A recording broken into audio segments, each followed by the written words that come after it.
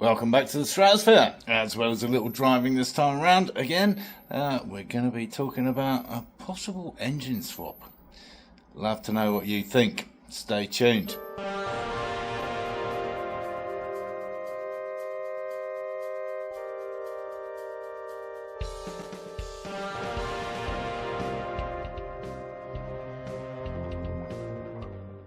What on earth are you talking about? Well, if you watched the last episode, you'll know we have a slightly unhappy Maserati Ghibli, essentially stuck in park and immobile.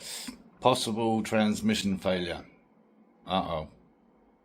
Which, of course, opens up all kinds of questions as to what's involved and how much that's going to cost, what's the value of the car, etc., etc. Now, whilst it's only 10 years old, it's approaching 100,000 miles on the clock. It's done pretty well, honestly. Whilst for a modern car, that's not a lot of mileage. Maybe it is for a Maserati. I don't know. I mean, the FJ's done that much and it's barely running. But the long and the short of the dilemma is that were we to trade it in for another vehicle, probably another Maserati, because my wife loves them, we'd be lucky to get $5,000 for it. And it might cost that much to fix it. Therefore, it's kind of a write-off, which is a bit of a shame. One of the sad realities of modern times where fixing stuff just isn't worth it. So, if it is destined for the scrapyard, there's rather a nice Ferrari V6 motor in there. Twin turbocharged even, which could fit in there. I have actually previously discussed this possibility with Mike at IDR, not at any great length, but he said it's certainly totally feasible, and we could even choose to go normally aspirated and just kind of retune the ECU, etc. accordingly. The transmission might be a little complicated, I'm not sure. Oh, I guess I need to talk to Mike again to see how realistic the whole idea is. And what do you guys think? Let me know. I'm quite sure it would involve a lot of work, basically ripping out everything we did and starting again, I suppose. Not sure I want to do that. But certainly within the capabilities of Michael Carpenter at IDR.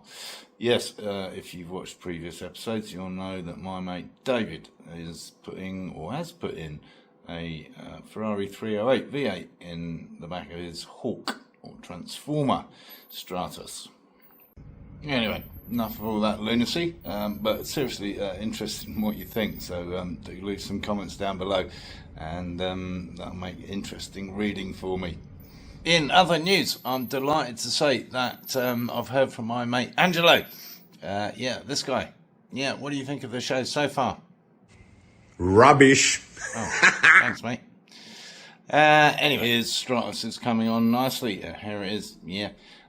Chassis coming together beautifully at Lister Bell. And just a very quick update on the Maserati.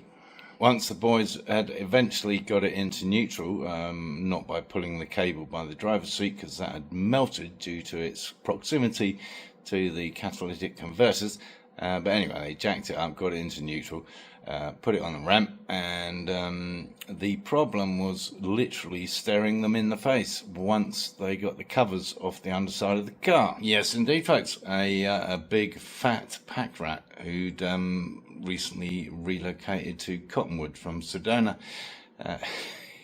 built a nest in the rear of the car and travelled on the pickup truck thing, you know, rescue truck, all the way to Cottonwood, and it was still there and literally staring them in the face when they took the covers off.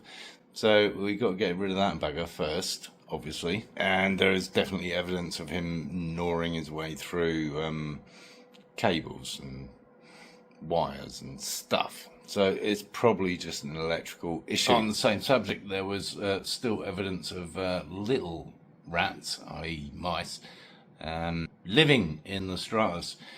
Last time I took it out, yeah, what's the point of having a monkey in a garage if he doesn't get the mice? Right, we're trapping mice and rats.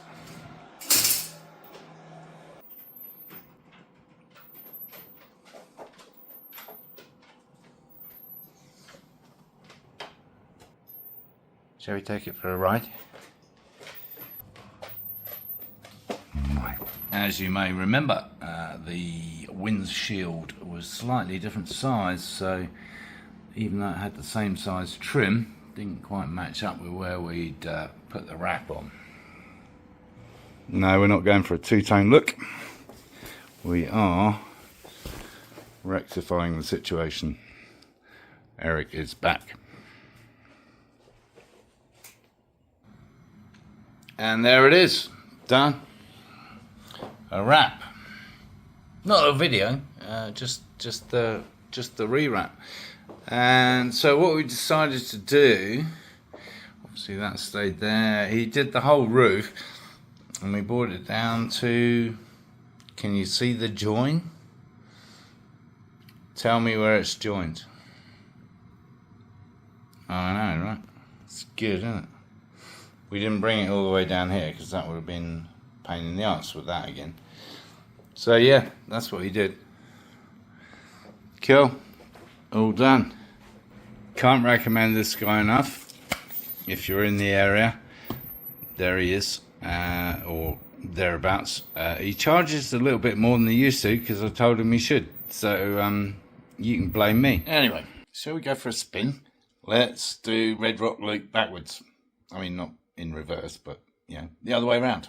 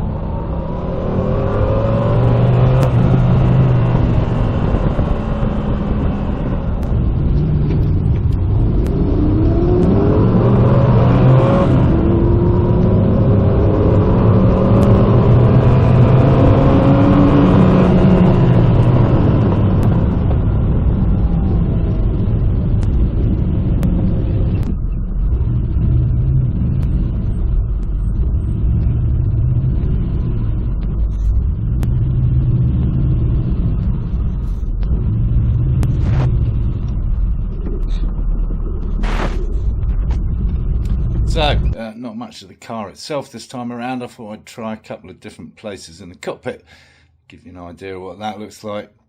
Next time around we'll try something else. Obviously there's only so many places you can mount the cameras without lots of equipment, I suppose. Talking of which, when I was rigging up all the mics and cameras and stuff, there was a sheriff parked in the parking lot opposite, and I desperately hoped he wouldn't follow.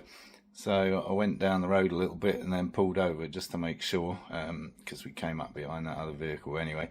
So give myself some space there and make sure Deputy Dog wasn't following me. I am going to try and get out in it more often, even though we're heading into the summer, because it literally has been gathering dust in here because, yeah, we've been bashing holes in walls and things. So, yeah, blew the dust off. That was good. Blew some cobwebs out my head. That was good. So I guess that's about it for this time. I'll keep you posted on everything, obviously, next time around. So if you thought the video was any good, give it a thumbs up, subscribe down here somewhere, and of course, encourage others to watch my lunacy.